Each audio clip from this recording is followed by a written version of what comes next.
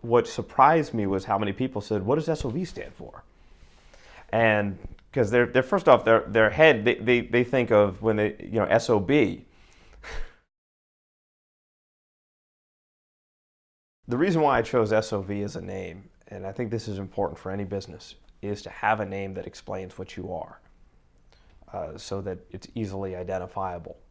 And so in the case of SOV, I chose something from the advertising world. SOV in advertising, in our vernacular, stands for share of voice. And all share of voice means is picture a pizza pie. And if you're getting half the pie, that's 50% share of voice. So in advertising, let's say, for instance, there's 20 commercials available to be sold and you buy 10 of them, you have 50% share of voice. I thought that that would be easy to understand. What surprised me was how many people said, "What does SOV stand for?" And because they're first off, their head, they think of when they, SOB. So they're curious what the V is because they can't quite put it together, but it just stands for share of voice. So that's why I chose it. And the idea came from a conversation between my wife and I. We were driving one day, and she was talking about how many small businesses I had worked with and grown to larger advertising spends and to scaled the business and grown them. And she said, without you, they didn't really have much of a voice. They didn't have an existing marketing department. They didn't have the capabilities to do what you did for them. You gave them a voice. And I said, that's brilliant. So why don't I just use that? Share a voice, get your share of voice. Or I'll help you have a voice.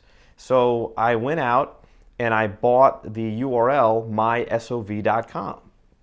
So that way people, whose share of voice is it? It's your share of voice. I'm going to help you get it. And so I'm going to help you get your share of voice. And that was the concept. It makes sense to me, but I can tell you that the majority of people don't know what it means.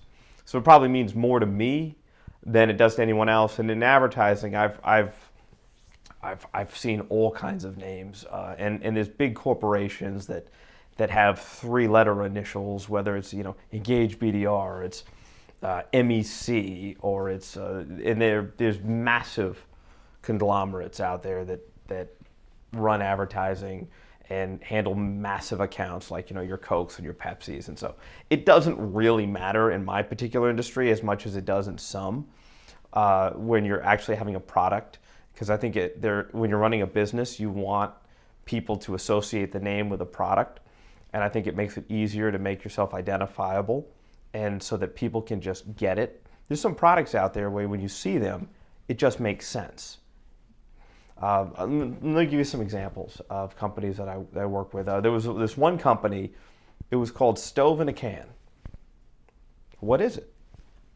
It's a stove in a can. That's exactly what it is. It was a number 10 can, and it was used for emergency preparedness, and they would cut it in half, and they put their logos and label around it, and then there was a paraffin wax disc that you could light, and then you'd set it up, and you could actually take it out camping.